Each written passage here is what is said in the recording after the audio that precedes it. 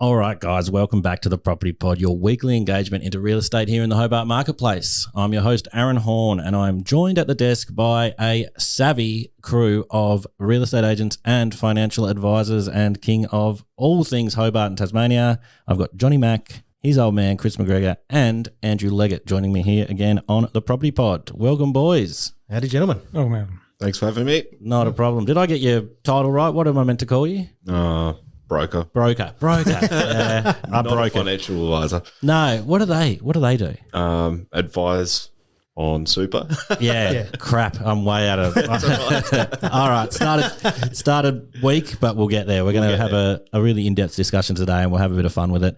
Pat is away. I don't know if anyone's been out there watching, but Pat's if you're following him on Instagram or any of those things, it looks like he's having an absolute blast of a time out there in the wild, wild west. Oh, that caravan that they got would be awesome.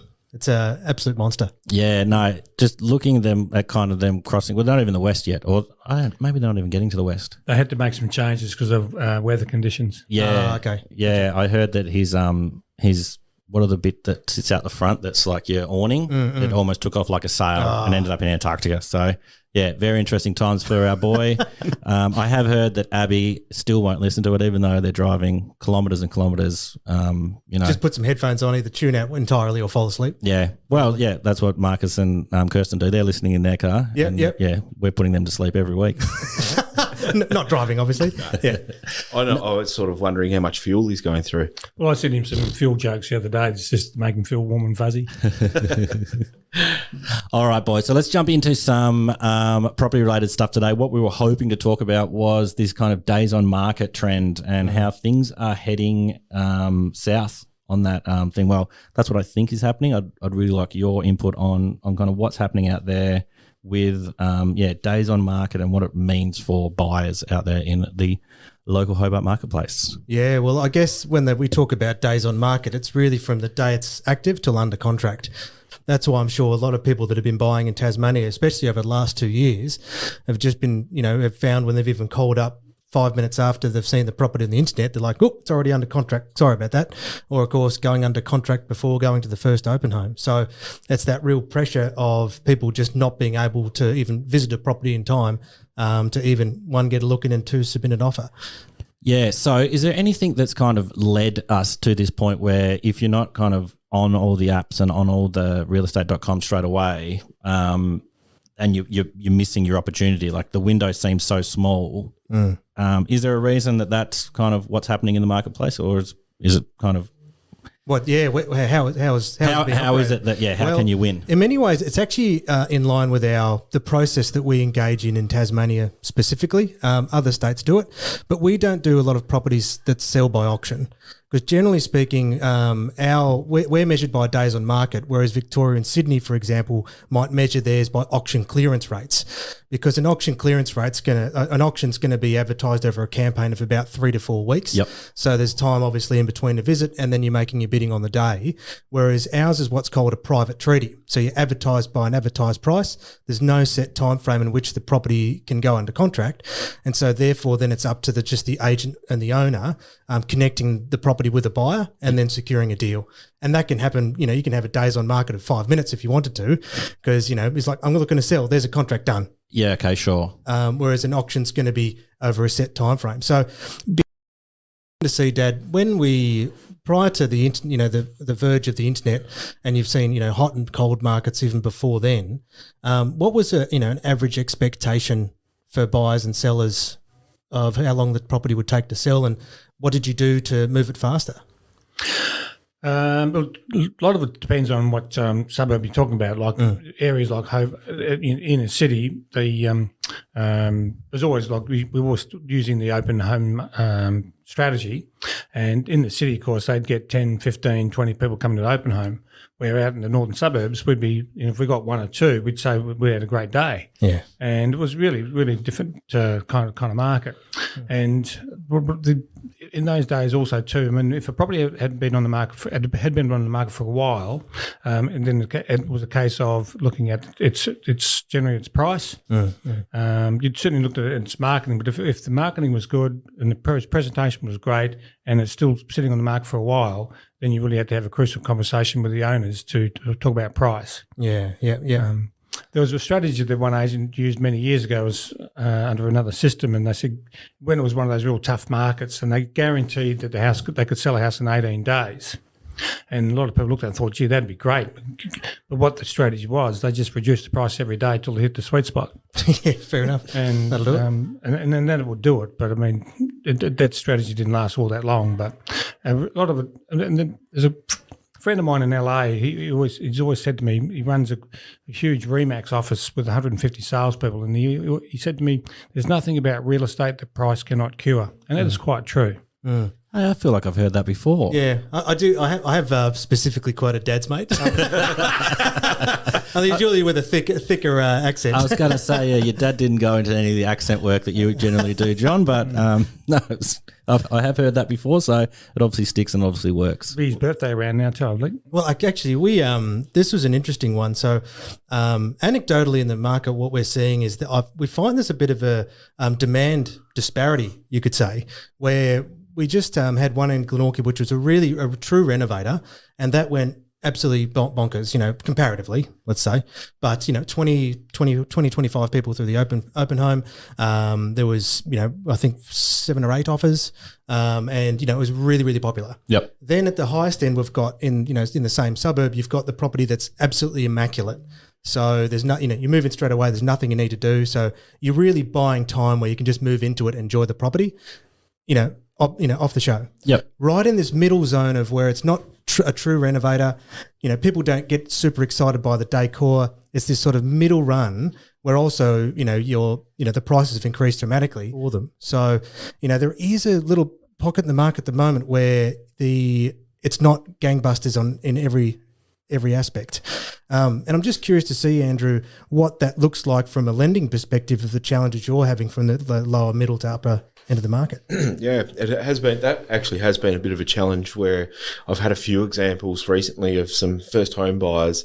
They've looked at a property and they've said, well, I'm going to need 50, 100 grand to throw at it. Can we sort that out after settlement? And the short answer is no. No. Because they're already, max lending 95% of purchase price. So there's no equity to borrow against it. And so we've sort of got to go down the line of on completion. So they've got to go and get plans and specs from a builder and get the property valued as if the work has been done. Yeah. And then it's a drawdown sort of scenario, like a construction loan. And not every time, if you're spending 50, it's not adding 50 grand. Yeah. To the overall valuation of the property. So it is tough, but there are people out there that have, they're cashed up and they're in the position to buy the ones that need a bit thrown at it because they've got the money behind them. Yeah, I guess that's the tricky spot. Like thinking of myself when I jumped into the market here, which again, looking at my plan was jumping in, purchasing a place and doing some things like, knocking a wall out or, updating the kitchen and all these things.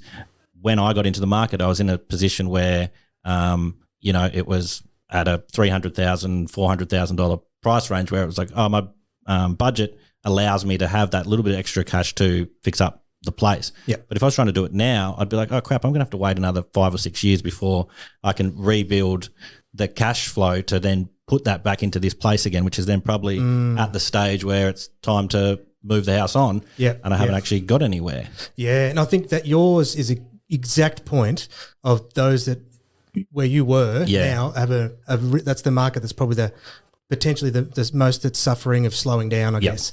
Not that the prices have softened, that's not what we're saying, but just that it's takes a little bit longer because I suppose if you have your time again now and you're thinking, well, if I have to extend my budget, stuff it. I'll just find a way of paying a little bit more and not have to worry about all that time wasted in renovating a house. Because one, it's going to take another, like you said, 5 to 10 years to have that money. And in that time, you're not enjoying the house anyway. Yeah.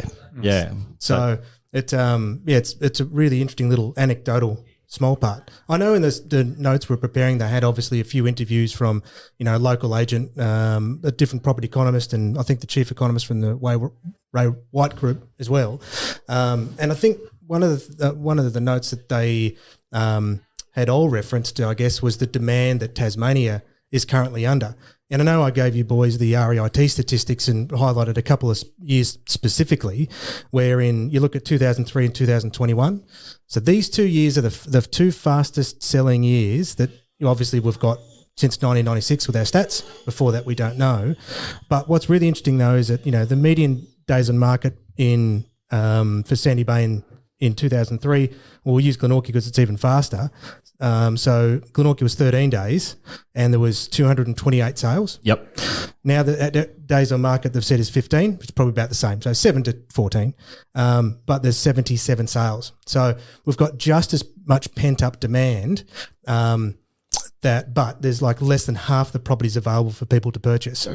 So when we looked, there was another thing we looked at too, is that there's, resurgence from the REIT have said that in the state as a whole, there's about an average of 20% people moving from interstate. So be it investors or moving in, that number has normally sat around about 15. So so there's an increase there as well. Again, yeah. Yep. Now, I remember you telling me something interesting, Dad, about what happened before the first boom of back in the late 90s and moving into the early 2000s, of the difference of what people were doing. Because you said there's a lot of investor stock it was hard to move on. Was that right? What happened just before the boom, a lot of properties were getting very hard to sell. So what happened was a lot of people, they got transferred for reasons for employment, whatever, family, to go to the mainland. And in the end, they just put them into rentals, right, and moved on. And then, of course, when the boom came, it gave the people a chance, all of a sudden, an opportunity to offload a property that they had in the end of the rental departments that they didn't want in there, and sold them. So they created a lot of stock in at that particular time for that reason. Yeah. So it was a lack of being able to move some properties. A lot of it is because the owners wouldn't accept a particular price. I mean, every house will sell if you read the market. Sure. But a lot of them weren't prepared to sell at a certain price range, and they just put them into the rental market. Yeah, absolutely. Well, I mean, again, look at we can have these in the show notes, obviously, but in 1996 in Glenorchy, there were 120 sales. In 2003, there were 228 sales. And then back into 2021, as of September, there was 77 recorded sales. We're assuming it's going to be 100. Yeah, if you kind of equate it out to the end of the year, that's probably a safe number to guess. Absolutely. So, I mean, but that's so interesting because last time when the prices doubled, there was way more properties available, whereas the environment's just completely different this time around. You think the amount of stories of people just getting stuck because they can't move sideways. There's, a lack of there's not enough properties to rent, there's holiday accommodation these days, we've got a population growth. We didn't have it back then. So when I went and did a bit of a deep dive this morning, because I thought, I'm going to just go stat heavy. So I had like the, year, the median, the cash rate, the highest, lowest variable rate, all a bunch of stuff.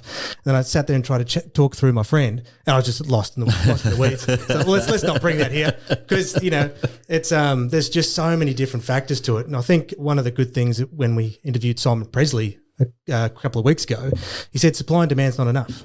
I just can't remember the way that he expanded on that, because the one thing I really took away from that one was when he mentioned how population growth is babies. Babies aren't buying properties. Yes. So population growth isn't really a major factor in all of that. There's just so many other factors that lead you down that garden path of what's going on there. Yeah. Well, I mean, from a lender's perspective, Andrew, if the old, there was this thing that was the CBA had said, look, they would expect a correction once interest rates rise. So that might have an effect on days on market, price, you name it. That's for people much smarter than us.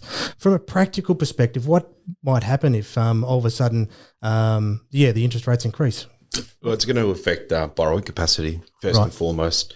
So when we do, as I've touched on in the past, when we're assessing the deal, we're adding that's ceiling rate. So we're assessing at a higher interest rate. So if the rate goes up, loans become harder to service. And so it's probably going to make a bit of a shift in the market, in that someone who was looking at a $600,000 property now needs to come back a peg, which might trigger some vendors having to just sort of readjust their expectations because the market sort of has downshifted. But with the latest increase in the assessment rate, we've not really seen too much of that. So what's the assessment rate, just to clarify? So it's a buffer that's added to the advertised rate. So when we work out what someone can borrow, we're not working it out on a 1.99%. We're looking at in the fives. Okay. You add about 3%, don't you? Yeah. So it's just you're already accounting for that future potential change. That's right. Yeah, gotcha. And I've had a few people that have been concerned because they've heard, what's going to happen when the rates go up? Well, can I afford this? Well, yes, because we've assessed at a higher rate. So we know that you're good up to this level. Gotcha. Yeah. Gotcha. So when you said they increased the assessment rate, obviously before that you didn't have to have a bigger buffer. Now you've got a bigger buffer and you haven't really noticed too much yet. No, that's right. Yeah. It didn't really affect the borrowing capacity too much in a lot of people. There are a few customers that were sort of already on the line at the pointy end already. But for someone that is really in a good, solid financial position, it might have meant that their borrowing capacity has reduced by 30, 40 grand. Yeah. Not so much a big deal. Yeah, gotcha. Well, I know like in these little things we said, in 2003, the standard variable said 5.6%. In 2008, it got as high as 8.62%, so quite a fair jump. And now obviously it's all the way down to 1.8. So it's like money's never been cheaper, you could say. That's right. Yeah. So the concerning thing is if rates go back up to that 8 mark, in theory, yeah. Add the 3% buffer on top, or 3.5%, that's going to really, really reduce a lot of borrowing capacity for a lot of, hard-working mums and dads.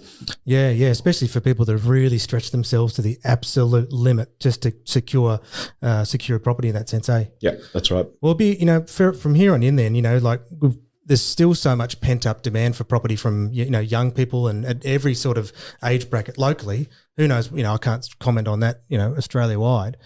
But just looking at some of these notes that we've got here, the as of this November, data from realestate.com reveals 87.5 of Australia's fastest selling suburbs are all located in Hobart. That's just insane. So speaking to like what Simon's been saying is like the property market here is so hot. And each of these areas has a medium time on market of a figure like of 7 to 9 days. So 1 week and it's gone. So 1 week and it's gone. So you got to be in and out. I'm just going to run through some of these here. Like 7 days median on market, Lenna Valley, Mount Stewart, 7 Mile Beach. So that's all here. 8 days, Oak Downs, North Hobart. Then it jumps to Cambridge Gardens, which is in Sydney. But then again, South Hobart, Old Beach, Rosny. 9 days, we've got Chigwell, Margate, Moona, Cressy, Lenna Valley, Eschol Park and other parts in Sydney. So like just going through all of this, like these are, 7 to 9 days and it's gone all across, Tassie. It's just insane how fast everything is moving. Oh, look, and I'd just be so fascinated to see what will be the effect this time round in Tasmania if people stop buying property and stop moving sideways, what would that mean for the amount of people selling, what that means for the days on market or, it's just because I guess the landscape now is so vastly different than it was, 20 years ago. Oh, yeah, that's right. Like when I first got into the industry, I can remember seeing a lot of properties where we'd have to check in the valuation report if it had a selling period greater than 6 months. Right. The bank wouldn't like a property that had sat there for that long and hadn't moved. Yeah, and so we'd have to make sure that the property hasn't been listed for more than 6 months, or if the valuer was to deem that it would be on the market for more than 6 months. It's a thing of the past at the moment. We look at those areas, Andrew, where they depend on the postcode. That bank gave a lot of harder time on postcodes to others. Like, for example, like an area like New Norfolk's postcode, that made it a lot more difficult to purchase there for a loan because of where the postcode was. And 7030 was a difficult one at the time. But none of those sort of matter at the moment. Not at the moment, no. And that's two really good examples, Chris. Given that New Norfolk postcode is such a broad area, someone in Sydney, they don't know what New Norfolk is. If someone's buying a residential, they're just looking at the whole postcode saying, well, don't know about this one. Well, actually, I'd be interested to get your perspective, Dad, on. I mean, you've had to have conversations with clients at every end of the market, at every and so what about with your sellers then? It's just like I was speaking with a client. Yes, she said, "I will not sell this house for $1 million." She's probably not going to be going anywhere.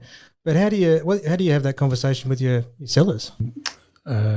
when you've got a purchase that's paying a price that you can see it's a very good value proposition with the price they're offering, and the owner says, no, we want more. And I've said to them, if you, like, for example, a house that's $500,000, if you had $500,000 burning a hole in your pocket right now, would you spend it on this house? And they would say, well, no. And that's, well, how do you expect anybody else to? That's really, that's really, I like that. Really brings them back. Really brings them back. I feel like I'd be an unrealistic vendor. Oh, yeah. Yeah. Yeah. And I'd be chasing probably too much. But that's such a great point. That's a good one to remember. And that's John sold my house last year, and at the time, we got a good price for it. But you look at it today and you think, I think I could have got more. And John just said to me, "Don't act like a vendor, Dad." And that's what you got to do. You got to think. Your mindset when you're a purchaser is very different to what the mindset of a vendor is. And it's really, I suppose it's interesting, like from the practitioner's perspective, we might think we're talking logically, but we're dealing in an emotional problem.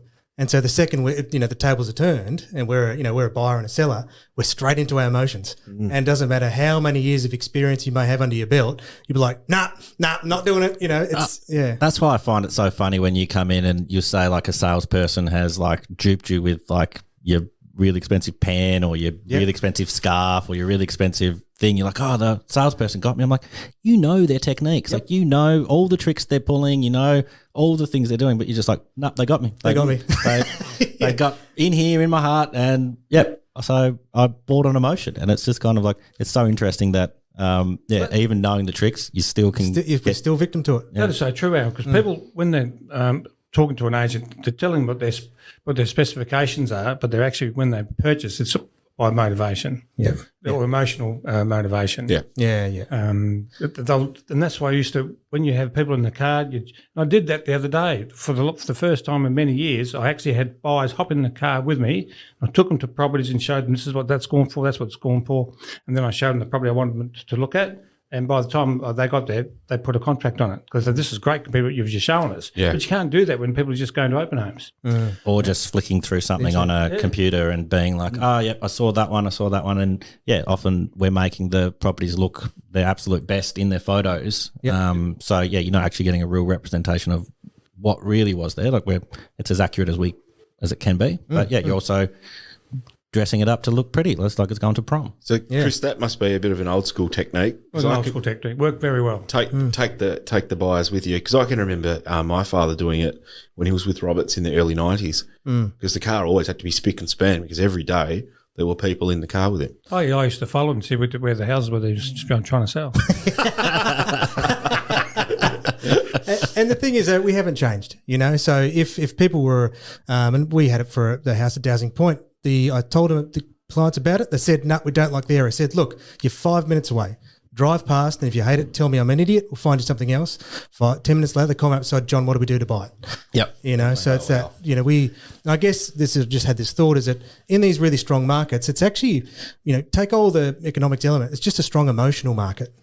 People are high on emotion.